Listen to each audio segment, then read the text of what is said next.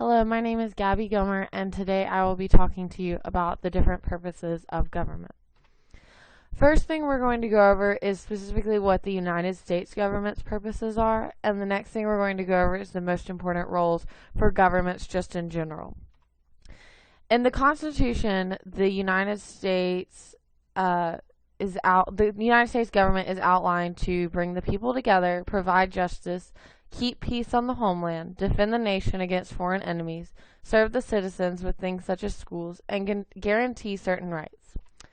When it comes to bringing the people together, we want to be a united country, not separate states. So like in the Articles of Confederation, every state lived as a separate group, did what benefited their state instead of looking out for the nation as a whole. The United States has a pretty strict justice system for this providing justice. We come up with strict laws and execute these laws. When the laws are politically correct, this works and everything is fine. But when the government is corrupt or biased, like it was during like the civil rights time period, the laws that are supposed to be helping people can end up hurting them. So the laws that prevented or caused segregation didn't help and cause or bring justice to the country. It ended up separating us and causing many problems. Keeping peace on the homeland is very essential, especially when there's big debates.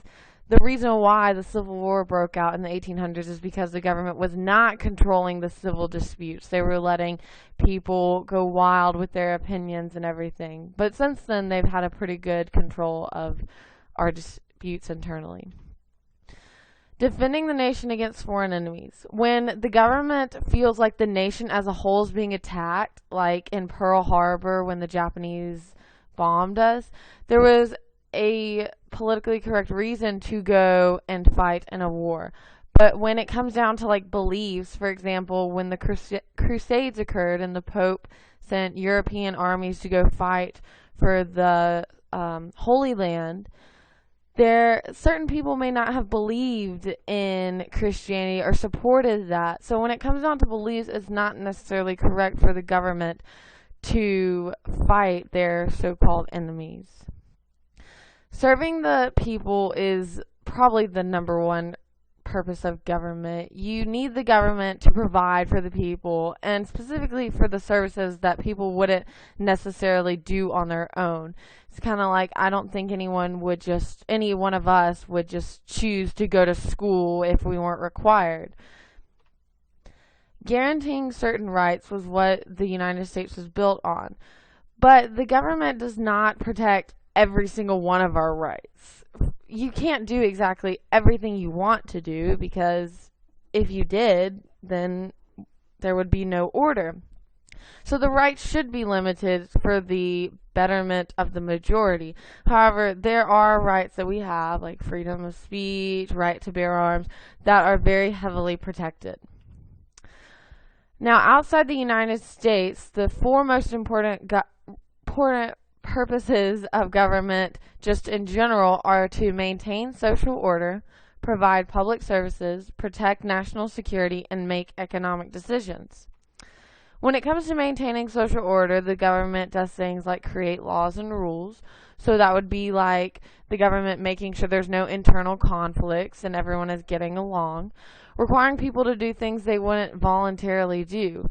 So this again comes down to the laws and other things like going to school.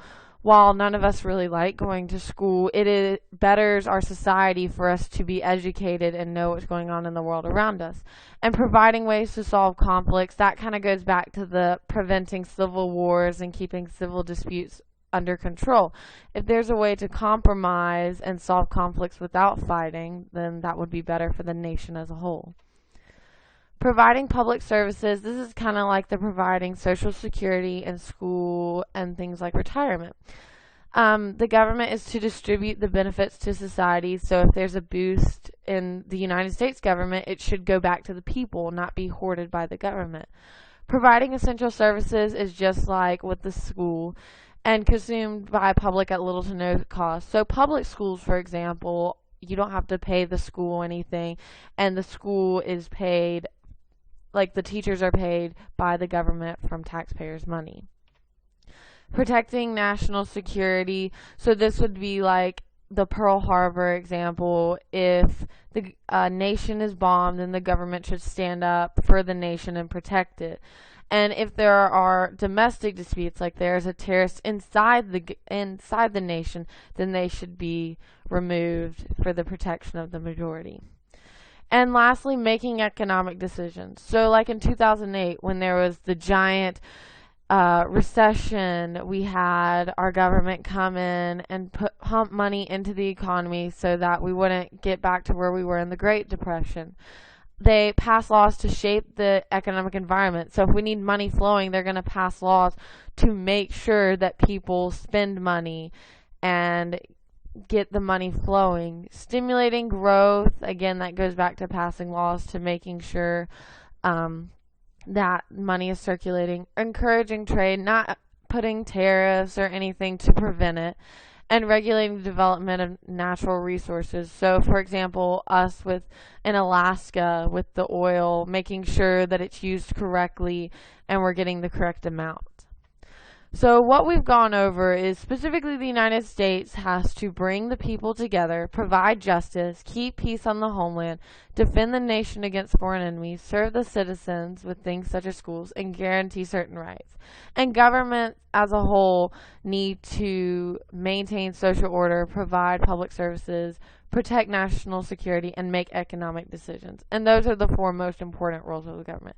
So this has been just a general overview of the purposes of government.